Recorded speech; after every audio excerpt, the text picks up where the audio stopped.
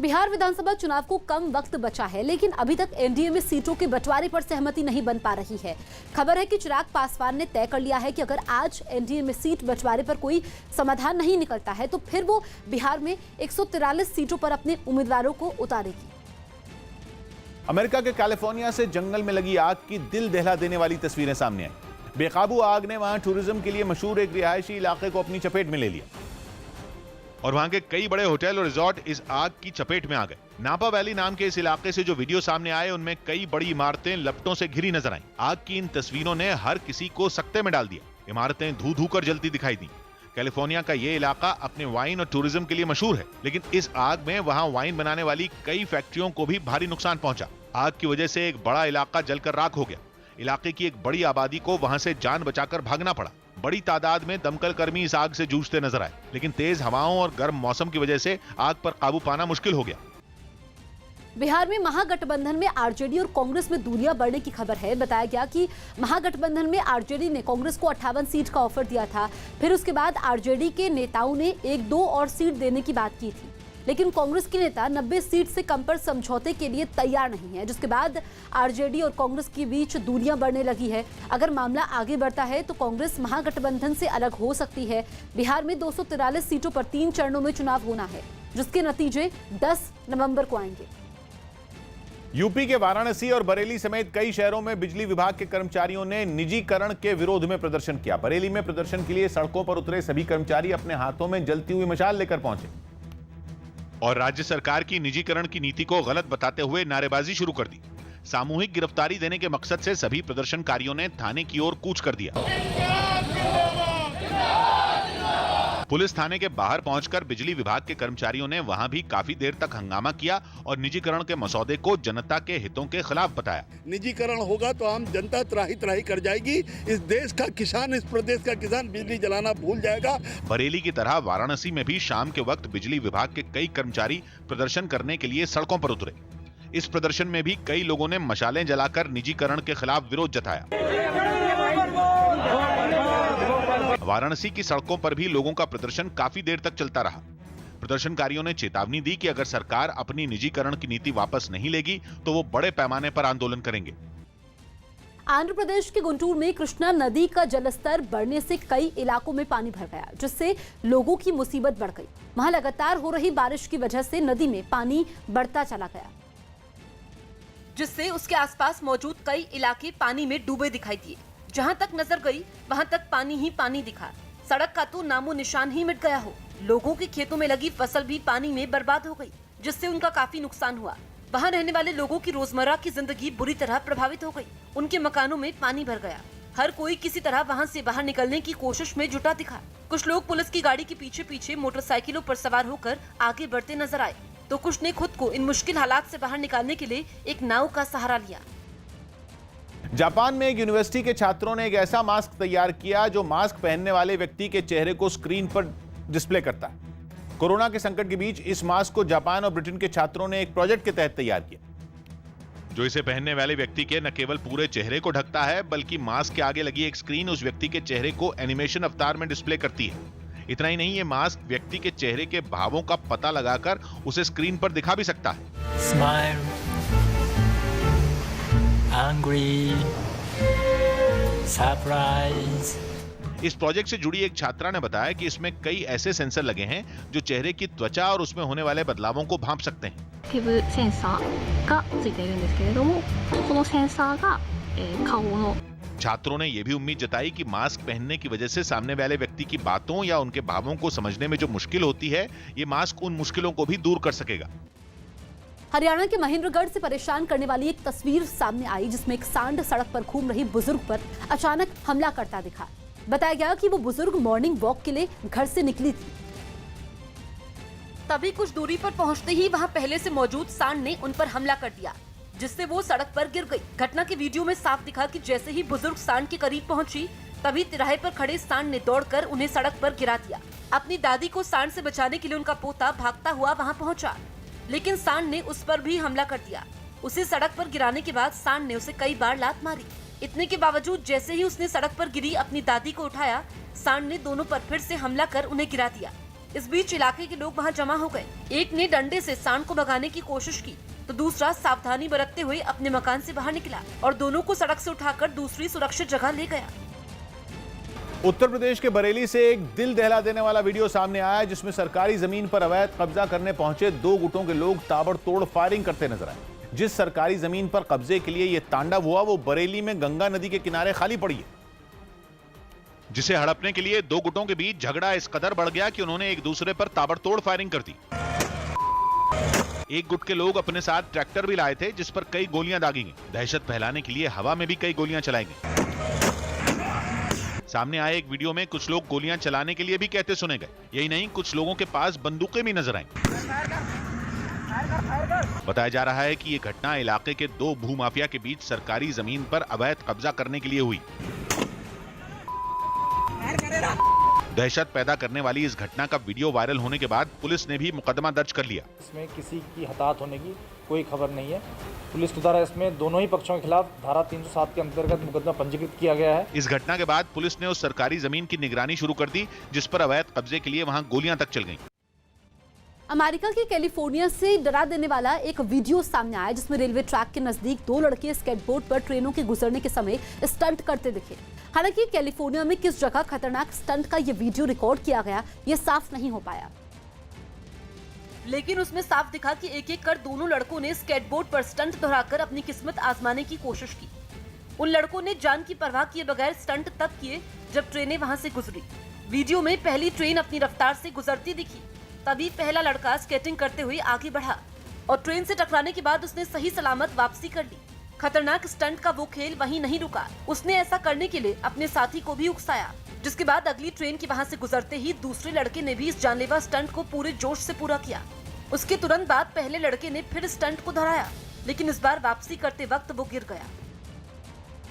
सुशांत सिंह राजपूत की मौत को एम्स की रिपोर्ट में साधारण खुदकुशी नहीं माना गया। न्यूज 18 के नीतीश कुमार की रिपोर्ट है कि सुशांत सिंह राजपूत की मौत की जांच के लिए एम्स के डॉक्टरों की जो टीम बनाई गई थी उस टीम की रिपोर्ट में कई ऐसी बातें हैं जो इशारा करती हैं कि सुशांत की मौत साधारण खुदकुशी का केस नहीं है। सूत्रों के मुताबिक एम्स ने अपनी जो रिपोर्ट सीबीआई को सौंपी उसमें सुशांत के विसरा में जहर के सैंपल नहीं मिले। सीबीआई अब इस रिपोर्ट का विश्लेषण करेगी और अपने पास पहले से मौजूद सबूतों के साथ मिलान भी करेगी। इस रिपोर्ट को देखने के बाद ही सीबीआई सुशांत केस में अपना अंतिम फैसला लेगी और फिर यह तय होगा कि सुशांत सिंह राजपूत ने आत्महत्या की थी या फिर इनकी हत्या हुई थी। टीएमसी सांसद नुसरत जहां को जान से मारने की धमकी दी गई। टीएमसी सांसद नुसरत जहां को सोशल मीडिया पर जान से मारने की धमकी मिली। दुर्गा जैसी बनकर फोटोशूट कराने के बाद नुसरत जहां कुछ कट्टरपंथियों के निशाने पर आ गई। कुछ दिन पहले नुसरत ने ये तस्वीरें सोशल मीडिया पर शेयर की थी। उत्तरी दिल्ली नगर निगम के हिंदू राव अस्पताल के डॉक्टरों समेत कुछ कर्मचारियों ने वेतन के लिए प्रदर्शन किया। इन लोगों ने दावा किया कि पिछले 4 महीने से उन्हें वेतन नहीं मिला, जिससे उनका घर चलाना मुश्किल हो गया है।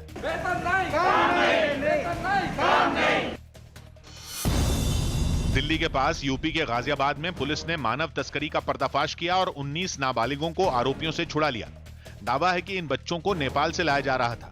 पुलिस ने इस मामले में 3 महिलाओं समेत 5 लोगों को भी गिरफ्तार कर लिया। जयपुर में आईपीएल पर सट्टा खेलने के आरोप में पुलिस ने 3 लोगों को गिरफ्तार करने का दावा किया। इसके अलावा छापेमारी के दौरान पुलिस ने आरोपियों के पास से 8 लाख रुपए, 14 मोबाइल और 2 लैपटॉप भी बरामद किए। प्रधानमंत्री मोदी ने वीडियो कॉन्फ्रेंसिंग के जरिए नमामि गंगे कार्यक्रम के तहत उत्तराखंड में तैयार 6 परियोजनाओं का लोकार्पण किया। इस दौरान नमामि गंगे परियोजना पर बनी एक फिल्म भी दिखाई गई। इस कार्यक्रम में मुख्यमंत्री त्रिवेंद्र सिंह रावत समेत कुछ मंत्रियों और विधायकों ने भी हिस्सा लिया। अमेरिका के टेक्सास से दिल दहला देने वाली एक तस्वीर सामने आई जिसमें हाईवे से गुजर रहा एक ट्रक अचानक से असंतुलित होने के बाद पलटता दिखा। वो भारी ट्रेलर लेकर अपनी मंजिल की तरफ बढ़ रहा था, जिसकी वजह से बीच रास्ते में उसका संतुलन बिगड़ गया और वो हादसे का शिकार हो गया। हादसे की वीडियो में साफ दिखा कि हाईवे से गुजरते वक्त उस पर रखा ट्रेलर एक तरफ झुकने लगा, जिस वजह से ट्रक चलते चलते पलट गया। रफ्तार में होने की वजह से कुछ दूरी तक वो घिसटता चला गया। यही नहीं, उसके आगे चल रही एक कार को भी उसने सड़क के किनारे से टकराने के बाद अपनी चपेट में ले लिया, जिस वजह से वो कार भी वहीं पलट गई। बताया गया कि इस हादसे में कार और ट्रक ड्राइवर सुरक्षित रहे। उत्तर प्रदेश के हाथरस में दरिंदगी की शिकार हुई पीड़ित की मौत के बाद लोगों का गुस्सा फूट पड़ा। गुस्साए लोगों ने इस घटना के विरोध में हाथरस में जमकर हंगामा किया। और बड़ी संख्या में लोग सड़कों पर उतर आए। एक प्रदर्शनकारी तो सांकेतिक तौर पर खुद को मरा हुआ दिखाते हुए विरोध जताने के लिए सड़क पर लेट गया। गुस्साए लोगों ने नारेबाजी भी की। इस प्रदर्शन में कांग्रेस कार्यकर्ता भी शामिल हुए और उन्होंने घटना पर नाराजगी जताई। उस बेटी के साथ अत्याचार किया है और उस अत्याचार को हम नहीं सहेंगे। लोगों के गुस्से को देखते हुए जिले में भारी पुलिस बल की तैनाती कर दी गई और कई इलाकों को छावनी में तब्दील कर दिया गया। भारी फोर्स गांव में तैनात है। जनपद की सभी सीमाओं को पूरी तरह से सीज कर दिया गया है। सभी तरह के राजनीतिक दलों का जनपद में प्रवेश वर्जित कर दिया गया है। इस मामले में पुलिस ने कड़ी कार्रवाई का भरोसा देते हुए लोगों से शांति बनाए रखने की भी अपील की। हालांकि दिल्ली के सफदरजंग अस्पताल में इस घटना पर हंगामा जारी रहा। यही नहीं, पीड़ित के परिवार से मिलने पहुंचे आम आदमी पार्टी के विधायक सौरभ भारद्वाज को विरोध का सामना करना पड़ा और उनके साथ कुछ लोगों ने मारपीट भी की। सामने आई एक तस्वीर में कुछ महिलाएं उनके साथ धक्का मुक्की करती नजर आईं। कुछ महिलाओं को उनके साथ मारपीट करते हुए भी देखा गया। इस दौरान दिल्ली के मुख्यमंत्री अरविंद केजरीवाल के खिलाफ नारे भी लगाए गए। भीड़ के बेकाबू होने पर पुलिस सौरभ भारद्वाज को वहां से बाहर निकाल कर ले गई। इससे पहले मारपीट के दौरान वो वहां से भागने की कोशिश करते हुए भी नजर आए। मारपीट किन लोगों ने की और यह हंगामा क्यों हुआ, यह अब तक साफ नहीं हो पाया।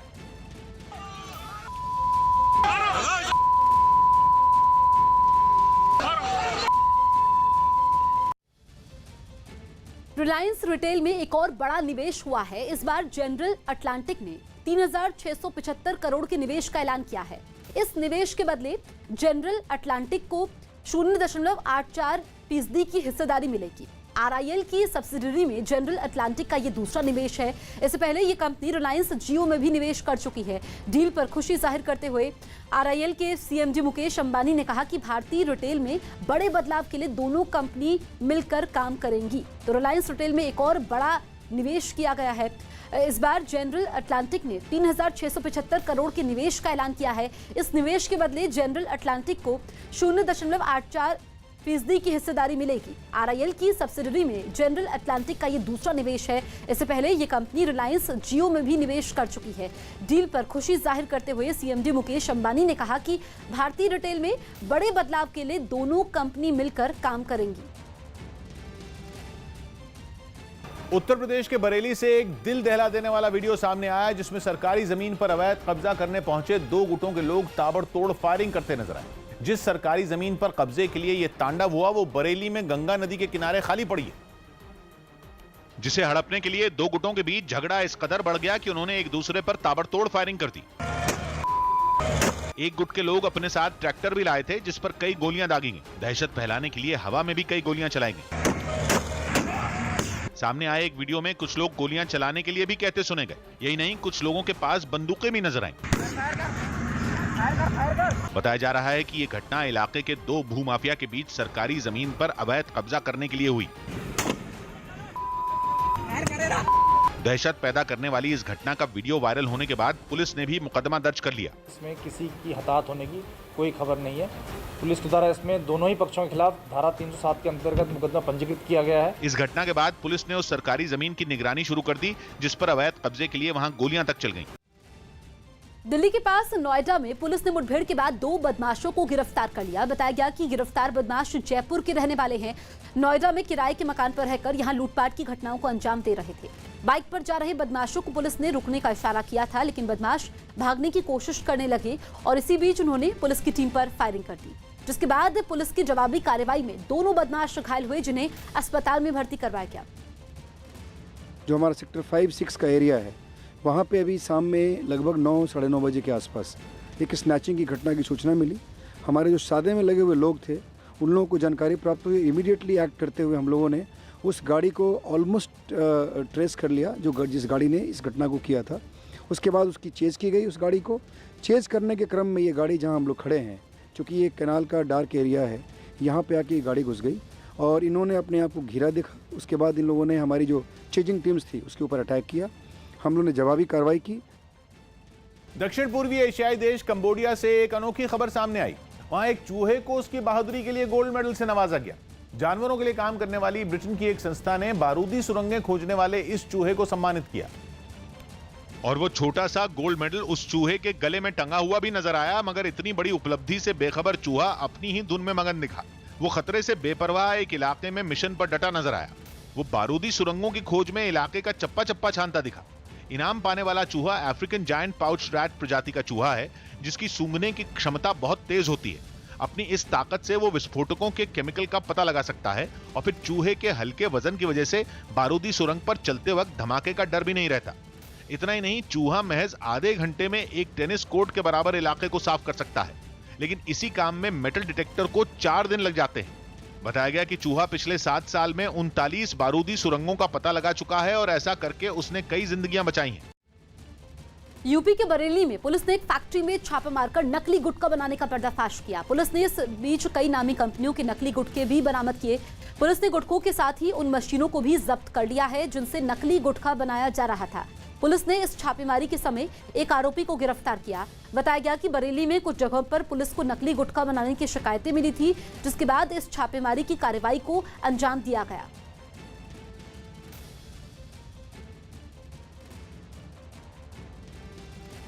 अयोध्या में 6 दिसंबर 1992 को विवादित ढांचा गिराए जाने के मामले में लखनऊ की सीबीआई स्पेशल कोर्ट आज फैसला सुनाएगी। इस मामले में बीजेपी के कई दिग्गज नेता आरोपी हैं, जिनमें लालकृष्ण आडवाणी, मुरली मनोहर जोशी, उमा भारती, कल्याण सिंह, विनय कटियार शामिल है। सीबीआई ने ढांचा गिराए जाने के मामले में 49 लोगों को आरोपी बनाया था, जिसमें 17 आरोपियों की मौत हो चुकी है, 32 आरोपी अभी हैं। सीबीआई के स्पेशल जज एसके यादव फैसला सुनाएंगे। एसके यादव का ये आखिरी फैसला होगा क्योंकि वो आज ही रिटायर हो रहे हैं। तो आज सबसे अहम फैसला आने वाला है। 28 साल बाद अयोध्या विवादित ढांचा गिराए जाने के मामले में फैसला आएगा और यह आखिरी फैसला होगा क्योंकि जो जज हैं एसके यादव जो फैसला पढ़ेंगे वो आज रिटायर होने वाले हैं। और अब से कुछ देर का इंतजार माना जा रहा है कि लगभग 11 बजे कोर्ट की कार्रवाई शुरू होगी, उसके बाद फैसला आएगा। इस मामले में बीजेपी के बड़े नेता आरोपी हैं, जिसमें कल्याण सिंह है, शामिल है उमा भारती, लालकृष्ण आडवाणी, मुरली मनोहर जोशी समेत तमाम बड़े नेता हैं। हमारे 4 सहयोगी हमारे साथ लाइव मौजूद हैं। विक्रांत यादव लखनऊ से, अरुण सिंह अयोध्या से, अमित पांडे दिल्ली में लालकृष्ण आडवाणी के घर से और एहतेशाम खान दिल्ली में मुरली मनोहर जोशी के घर के बाहर। सबसे पहले विक्रांत के पास चलते हैं। विक्रांत, कुछ देर का इंतजार और है, उसके बाद फैसला आ जाएगा। देखिए, बिल्कुल अब से कुछ ही देर में कहा जा रहा है कि 11 बजे के करीब ये फैसला आ जाएगा। जज एसके यादव अपना फैसला पढ़ना शुरू कर देंगे और इस समय मैं आपको कोर्ट के बाहर का थोड़ा माहौल दिखाना चाहूँगा।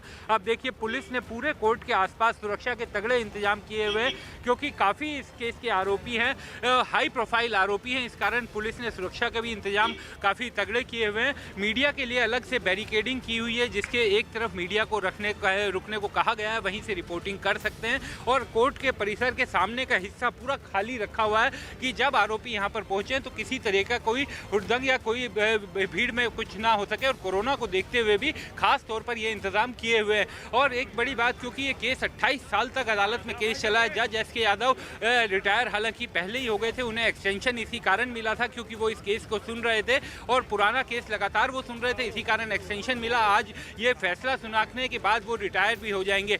तो अभियोजन पक्ष ने, सीबीआई ने अपने केस को साबित करने के लिए इसके करीब सुनवाई के दौरान 294 यानी 294 गवाह पेश किए थे। 300 के करीब गवाह पेश हुए थे, 294। और 28 साल बाद अब इस केस का फैसला आ रहा है। आपराधिक मामला जो अयोध्या में विवादित ढांचा गिराए जाने के बाद बिल्कुल। तो विक्रांत, लगभग 1.5 घंटे का समय और बचा है। 11 बजे तक फैसला आने की उम्मीद है, कार्रवाई शुरू होगी और अयोध्या विवादित ढांचा मामले में फैसले का इंतजार खत्म होने वाला है। न्यूज़ 18 के अजीत सिंह की रिपोर्ट है कि सीबीआई की स्पेशल कोर्ट की कार्रवाई सुबह 11 बजे शुरू होगी और माना जा रहा है कि कुछ ही देर में फैसला आ जाएगा। स्पेशल जज एसके यादव का यह आखिरी फैसला होगा क्योंकि वो आज ही रिटायर भी हो रहे हैं। अदालत ने लालकृष्ण आडवाणी, मुरली मनोहर जोशी, उमा भारती और कल्याण सिंह समेत सभी 32 आरोपियों को पेश होने का आदेश दिया है। लेकिन बड़ी बात यह है कि इस मामले में 3 सांसद लल्लू सिंह, साक्षी महाराज और बृजभूषण शरण सिंह भी तलवार उन पर लटक रही है क्योंकि अगर 2 साल से ज्यादा की सजा हुई तो उनकी सदस्यता खतरे में पड़ सकती है। 6 दिसंबर 1992 को राम जन्मभूमि परिसर में विवादित ढांचा गिराने का मामला सामने आया था, जिसमें सीबीआई ने 49 लोगों के खिलाफ चार्जशीट दाखिल की थी, जिसमें 17 की मौत हो चुकी है। जब जजमेंट आएगा उसमें किसी प्रकार का कोई लोग उपद्रव या किसी इस तरह की चीज़ को नहीं कर पाए, इसके लिए भी पुलिस की पूरी सतर्कता रखी हुई है और कल व्यापक पैमाने पर चेकिंग हम लोगों के द्वारा की जाएगी। अरुण के पास चलते हैं। अरुण, हम अयोध्या के डीआईजी को सुन भी रहे थे। पुलिस तो चौकस है फैसला आने से पहले, लेकिन जहां पर आप मौजूद हैं वहां पर माहौल कैसा है इस वक्त फैसला आने से पहले?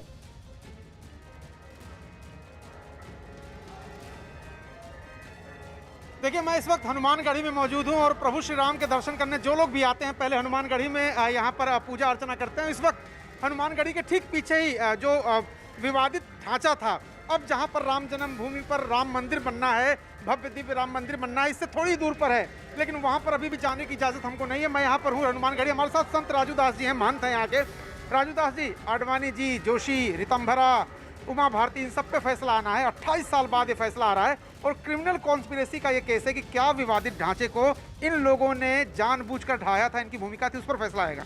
देखिए, भव्य दिव्य राम जन्मभूमि मंदिर का आदेश आया और हमको संविधान में आस्था है, पूरे देशवासी को संविधान के अनुरूप फैसला आया। विगत 70 वर्षों के संघर्ष के बाद कोई फ्री में किसी ने मुझको एहसान नहीं किया, किसी के हमारे ऊपर किसी धर्म के लोगों ने अथक राम जी को कोर्ट का चक्कर लगाया और मुकदमा लड़ने के बाद ऐसा फैसला आया। लेकिन देखिए, वहाँ कोई विवादित ढांचा ही नहीं था, उसको हम विवादित ढांचा मानते ही नहीं है। उसका प्रत्यक्ष प्रमाण जो हमने देखा है अभी तत्काल में आदेश आने के बाद, जब समतलीकरण चल रहा था, समतलीकरण में जो है 17 से 18 स्टोन के खंभे 5 से 7 फीट के लंबे 8 फीट के लंबे 11 फीट के लंबे ऐसे खंभे निकले हैं जिसमें साक्षात देवी देवताओं के प्रतिचिन्ह, मूर्ति, कमल, पुष्प, बिल्कुल अरुण, तो कोर्ट को तय करना है। खैर, कुछ देर का इंतजार और है और 11 बजे के लगभग कार्रवाई शुरू होगी, उसके बाद फैसला पढ़ा जाएगा।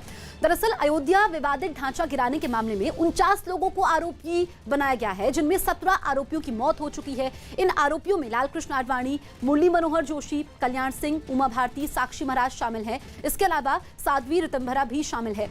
अमित पांडे के पास चलते हैं, जो इस वक्त लालकृष्ण आडवाणी के घर के बाहर मौजूद हैं। अमित, क्योंकि फैसला आने में लगभग 1.5 घंटे का समय रह गया है और लालकृष्ण आडवाणी आरोपी हैं, क्या हलचल इस वक्त उनके घर के बाहर?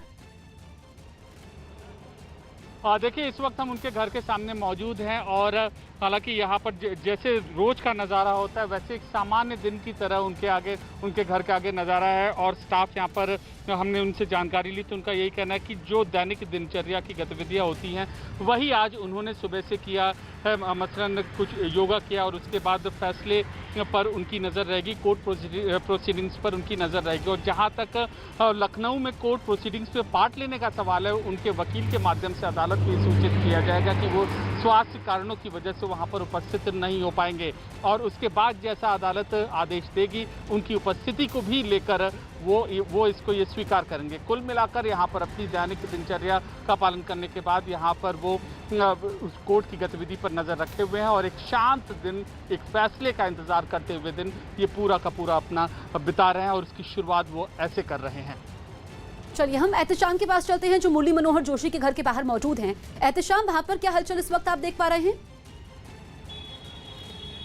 देखिए, इस वक्त हम मुरली मनोहर जोशी के घर के बाहर हैं और जो 8 अहम नाम हैं बीजेपी और संघ से जुड़े जिन पर आरोप है उस विध्वंस का, उसमें मुरली मनोहर जोशी का भी नाम आता है। लेकिन फ़िलहाल उनके घर पर कोई गतिविधि नहीं है, ना ही कोई अलग से कोई लोग मिलने आ रहे हैं। तो ये बिल्कुल अभी यहाँ मामला शांत है। सब लोग इंतज़ार कर रहे हैं कि जो भी कोर्ट का आदेश आता है उसके बाद हम कोशिश करेंगे कि मुरली मनोहर जोशी से उनकी प्रतिक्रिया लें। ये कोर्ट में आज हाजिर नहीं हो पा रहे हैं और इनके वकीलों की तरफ से एक अर्जी लगाई जाएगी कि ये वहाँ पेश नहीं हो पाएंगे और उसके सबको अब इंतज़ार है कि कब, थोड़ी देर में, अब से थोड़ी देर में जब ये फैसला आ जाएगा तो देखना होगा कि जो बीजेपी और संघ से जुड़े बड़े नाम हैं उनके भविष्य का आगे क्या होता है। जी चलिए, अरुण के पास चलते हैं, अयोध्या में मौजूद है। अरुण, कुछ देर का इंतजार और है, उससे पहले अयोध्या की क्या तस्वीरें आप हमें दिखाने वाले हैं?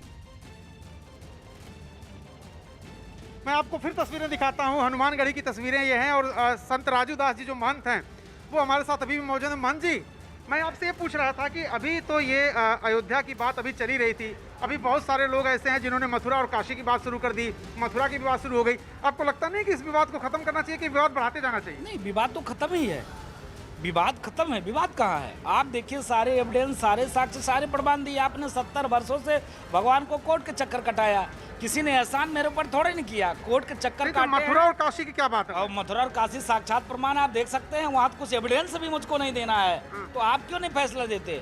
सरकार को स्वतः संज्ञान में लेना चाहिए। उच्चतम न्यायालय तो तमाम प्रकरण में ऐसे चीज़ों को संज्ञान में लेती है जब ये मामला कोई साधारण मामला नहीं है। भगवान कृष्ण के जन्मभूमि, भगवान भोले की व्यवस्था, तो देखना चाहिए मथुरा और काशी के ऊपर भी आकलन करना चाहिए और उसको तत्काल फैसला देकर इस मामले को हल करना चाहिए, क्योंकि लगातार 70 वर्षों से हिंदू जनमानस संघर्ष करते आ रहा है। अयोध्या और मथुरा काशी एक पर तो हम कानूनी लड़ाई की तरह विजय हासिल किया और मुझको उम्मीद है उस पर भी हम कानूनी लड़ाई लड़के ही विजय हासिल करेंगे। कानूनी रूप से ही करेंगे ना? पूर्णतः कानूनी लड़ाई, क्योंकि मुझको संविधान में आस्था है। हम ऐसे लोग नहीं हैं ओवैसी जैसे लोग जो संविधान को, जबकि उच्चतम न्यायालय का आदेश है और सदन में बैठने के बाद सदन के एक सिपाही है, फिर वो सिपाही इस प्रकार बोलता है कि नहीं वो बाबरी मस्जिद थी और मैं अपने बच्चों को भी बताऊंगा कि वो बाबरी मस्जिद ही रहेगा और तोड़ कर पुनः मैं बाबरी मस्जिद बनाऊं। ऐसे लोग हम लोग नहीं हैं। हम लोग संविधान को मानते हैं। 70 वर्षों से हमने संघर्ष किया। संघर्ष के बाद ये आदेश आया, आदेश को सर्वोधार सबने स्वीकार किया।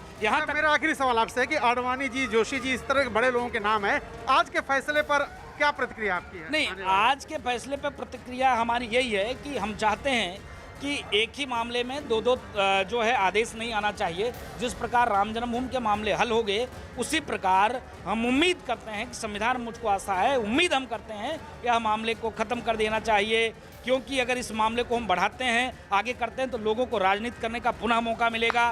मौके को ख़त्म करना चाहिए, इस चीज़ को समझना चाहिए। तो ये कह रहे हैं कि जो सीबीआई कोर्ट का फैसला आने वाला है, फैसला खत्म, इस पूरे विवाद को खत्म कर देना चाहिए। मतलब आपके कहने का है कि उनको दोषी नहीं ठहराना चाहिए? नहीं, देखिए कैसा बिल्कुल। चलिए, तो ये इसको मामला ही नहीं मानते हैं अरुण, देखने वाली बात होगी। कुछ देर का इंतजार है। विक्रांत मौजूद है लखनऊ में। सीबीआई कोर्ट में आज फैसला पढ़ा जाएगा। विक्रांत, कोर्ट ने कहा है कि सभी आरोपी पेश रहने चाहिए, लेकिन कुछ आरोपी पेश नहीं होंगे। आपसे हम समझना चाहेंगे कि जिस वक्त फैसला पढ़ा जाएगा कौन कौन आरोपी उस वक्त मौजूद रहेंगे, ये हम विक्रांत से जानेंगे। लेकिन आज सबसे अहम दिन है, बड़ा दिन है, क्योंकि अयोध्या विवादित ढांचे में आज फैसला आने वाला है। लगभग 11 बजे का समय होगा और हमारे तमाम सहयोगी भी लाइव मौजूद हैं। इसमें बीजेपी के बड़े नेता आरोपी हैं। हम चलते हैं अमित के पास, जो लालकृष्ण आडवाणी के घर के बाहर मौजूद हैं। अमित, लालकृष्ण आडवाणी को भी पेश होना था, लेकिन वो वीडियो कॉन्फ्रेंसिंग के जरिए भी पेश नहीं होंगे। क्या कोई बीजेपी का बड़ा नेता उनसे मिलने पहुंचा है या फिर कोई अंदर से जानकारी आपको मिल पा रही हो? देखिए, हमारी अंदर के यहाँ पर स्टाफ से बात हुई है तो इनका यही कहना है कि लगातार इससे पहले भी जब भी कोर्ट की यहाँ पर तारीख पड़ती थी तो लीगल प्रोसीडिंग्स में उनकी लीगल टीम हिस्सा देती थी और अपना अपना रिप्रेजेंटेशन, अपना अपना पक्ष रखती थी। लेकिन यहाँ पर अभी कोई फिलहाल बीजेपी का बड़ा नेता यहाँ पर नहीं पहुँचा है। जैसे सामान्य दिन की दिनचर्या होती है उसी तरीके से उनके घर की गतिविधियाँ हैं यहाँ पर। और कुल मिलाकर जो आज की कोर्ट की प्रोसीडिंग्स है, LK आडवाणी का स्टाफ और उनकी लीगल टीम लगातार उस पर नज़र रखे हुए हैं और अदालत का फैसला जैसे आएगा वहाँ पर उसके अनुसार वो आगे की कार्रवाई अपना लीगल जो कानूनी अधिकार है उसका इस्तेमाल करेंगे। और जहाँ तक LK आडवाणी के ऊपर आरोप की बात है तो एक काफ़ी लंबी विस्तृत प्रक्रिया यहाँ पर चली थी और उनके मुताबिक की। ठीक है, हम विक्रांत के पास चलते हैं। विक्रांत, कोई जानकारी जो आप हमसे साझा करना चाहते हैं? देखिए, बिल्कुल इस समय हमारे साथ हैं प्रशांत सिंह अटल, जो बीजेपी के भी हालांकि जुड़े हुए हैं लेकिन इस केस की पैरवी भी की है। प्रशांत जी, कितना उम्मीद है, क्योंकि 28 साल से मुकदमा चल रहा है, क्या उम्मीद है आपको कि आरोपियों के कुछ राहत मिलेगी यहाँ से? मुझे पूरा विश्वास है कि मुकदमा छूटेगा, क्योंकि सीबीआई पूरी तरह से असफल रही है अपने जो चार्जेस थे उसको प्रूव करने में। वास्तव में पॉलिटिकल दबाव में सीबीआई ने चार्जशीट फाइल किया था राजनीतिक लोगों के खिलाफ, और जब यहाँ 57 विटनेसेस रायबरेली में प्रोड्यूस हुए और यहाँ 294 विटनेसेस लखनऊ ट्रायल में, कुल 351 गवाहों ने कहीं ये प्रूफ नहीं कर पाए हैं कि अक्यूज पर्सन्स ने सुनियोजित ढंग से विवादित ढांचा गिराने का काम किया है। तो इसलिए मुझे पूरा विश्वास है न्यायालय पर कि मुकदमा छूटना चाहिए। लेकिन कई आरोपी इस केस के हाई प्रोफाइल हैं, लालकृष्ण आडवाणी जी और मुरली मनोहर जोशी, उमा भारती। कहा यह जा रहा है कि उम्र के कारण और जो कोरोना की स्थिति चल रही है शायद आज वो कोर्ट में पेश ना हो, कुछ ऐसी जानकारी? देखिए, हम इस सभी लोगों से कह दिया गया है कि एक सिक्योरिटीज आप जमा कर दें और हम जमा करने जा रहे हैं 10 बजे तक उसको जमा करना है, और दूसरा सिक्योरिटी लेके हम लोग तैयार हैं। और जो लोग वृद्ध हैं, जो कोरोना से पीड़ित हैं, क्वारंटीन है, उनको कोर्ट ने इतना एग्जम्प्ट किया है और ये सारे लोग संभ्रांत हैं, ऐसे नहीं है कि अब्सकॉन्ड करें। इसलिए कोर्ट उसका प्रक्रिया है कि आप सिक्योरिटीज लेके उनको फिर बाद में कस्टडी में ले सकते हैं अगर कन्विक्शन होता है। तो ये न्यायिक प्रक्रिया है, इसमें कोई ऐसी बात नहीं जिसका स्वास्थ्य खराब है या जो अति वृद्ध हैं या कोरोना में क्वारंटीन हैं वो नहीं आएंगे। लेकिन मुझको लगता है मैक्सिमम एक्यूज पर्सन यहाँ कितने बजे तक फैसला आने की? 11 बजे तक आने की। तो प्रशांत सिंह अटल थे जो इस केस से जुड़ी हुई पैरवी भी कर रहे थे, आरोपियों की तरफ से वकील थे। उनका साफ ये कहना है कि 11 बजे तक इस केस का फैसला आ जाएगा और जितने भी गवाह सीबीआई ने पेश किए हैं वो अपनी गवाही के जरिए इस केस को साबित करने में सफल नहीं हो सके हैं। आरोपियों के हालांकि वकील है, लेकिन एक बड़ी बात जो उन्होंने बताई है कि आरोपियों की तरफ से श्योरिटी कोर्ट में जमा करवाई जा रही है, यानी कि जो जमानत की एक राशि होती है कि अगर कोर्ट कन्विक्शन करता है तो वो तुरंत अपनी श्योरिटी लेकर के आए। बिल्कुल, चलिए आप सभी हमारे साथ बने रहिए, लौटेंगे आपके पास। दरअसल अयोध्या विवादित ढांचे में आरोपी भगवान गोयल ने कहा कि कोर्ट का जो फैसला होगा वो उन्हें मंजूर होगा। भगवान गोयल ने कहा कि अयोध्या में मंदिर बन रहा है और अब अगला लक्ष्य मथुरा और काशी होगा। अयोध्या में विवादित ढांचा गिराए जाने के 28 साल बाद आज अदालत का फैसला आ रहा है। हमारे साथ बात करने के लिए मौजूद हैं जय भगवान गोयल, जो इस केस के आरोपी भी हैं। जय भगवान जी, 28 साल बाद इस केस का फैसला आ रहा है। आज आप सबको बुलाया गया है कोर्ट में, सजा जिस समय फैसला सुनाएगा कोर्ट उस समय पेश होने को भी कहा गया है। आज कोर्ट ने हम सबको बुलवाया है। कोर्ट के आदेश पर ही हम आज यहाँ आए हैं और कोर्ट सीबीआई कोर्ट फैसला सुनाने जा रहा है। 28 साल से बराबर हम कोर्ट में आ रहे हैं। जब भी कोर्ट ने बुलाया है हम कोर्ट के सामने आके पेश हुए हैं। अब आज सीबीआई कोर्ट फैसला सुनाने जा रही है कि षड्यंत्र था। क्या षड्यंत्र था? पहली बात तो मुझे हमेशा से इस बात का मेरा विरोध रहा है कि षड्यंत्र काहे का। कोई डकैती थोड़ा मारी हमने, कोई डकैती मारी है, कोई रेप किया है, कोई चोरी की है, क्या किया है? 6 दिसंबर 1992 को वहाँ पर मौजूद हर एक कार सेवक में स्वयं हनुमान जी आ गए थे। राम जी कृपा से वहाँ पर मौजूद हर कार सेवक हनुमान जी के रूप में आ गया था और उन्होंने वो ढांचा नेस्तनाबूद कर दिया। अब सीबीआई कोर्ट अगर के षड्यंत्र है तो षड्यंत्र काहे का? से जो आपका पक्ष रहा है कि आप वहाँ मौजूद थे, बाकी लोगों के साथ मौजूद थे और जो ढांचा गिराया गया उसमें पूरी तरीके से शामिल थे। हम लोग तय करके गए थे कि ढांचा बचना नहीं चाहिए। All India Muslim personal law board के संयोजक और वकील जफरयाब जिलानी को भी आज आने वाले फैसले का इंतजार है। उन्होंने कहा कि कोर्ट का जो भी फैसला आएगा वो उसे मानेंगे। उनको कोई इस वक्त हमदर्दी नहीं मिल सकती उनकी उम्र की बुनियाद पर। तो ऐसे ही देश की जनता को न्यायालय पर भरोसा करना चाहिए और न्यायालय को चाहिए कि वो कानून और एविडेंस की बुनियाद पर फैसला दे ताकि उन पर जो भरोसा है वो ख़त्म ना हो। एहतशाम हमारे सहयोगी मुरली मनोहर जोशी के घर के बाहर मौजूद है। एहतशाम, अंदर खाने से कोई खबर मिल रही है? आपके सूत्र क्या बता रहे हैं? देखिए, अभी तक जो जानकारी मिली है वो यही है कि मुरली मनोहर जोशी फ़िलहाल दिल्ली में अपने आवास पे जहां इस वक्त हम खड़े हैं वो अंदर हैं।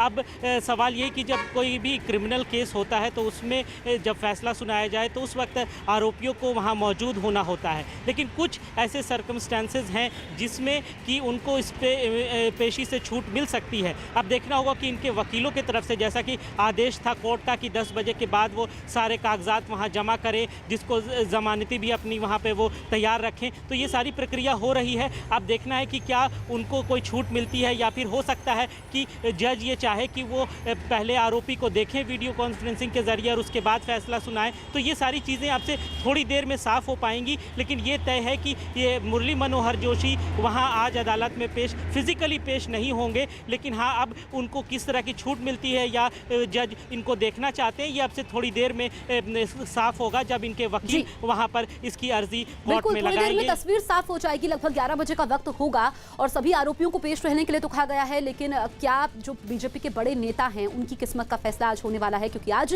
जज फैसला पढ़ेंगे। लगभग 11 बजे का वक्त होगा। हमारे तमाम सहयोगी हमारे साथ बने हुए हैं और इस बड़ी खबर पर हमारी नजर लगातार बनी हुई है। विवादित ढांचा फैसले से जुड़ी हर अपडेट, हर खबर के लिए देखिए news18india.com पर। कोविड-19 ने लोगों की जिंदगियों और हर तरह के कारोबार पर बेहद बुरा असर डाला है। देश के हजारों 2 व्हीलर मैकेनिक भी इस महामारी के बीच जैसे तैसे अपनी जिंदगी को पटरी पर लाने की जद्दोजहद में जुटे हैं। उन्हें हमारी मदद की सख्त जरूरत है। इसी के मद्देनजर कैस्ट्रॉल एक्टिव ने नेटवर्क 18 के साथ मिलकर एक खास मुहिम की शुरुआत की।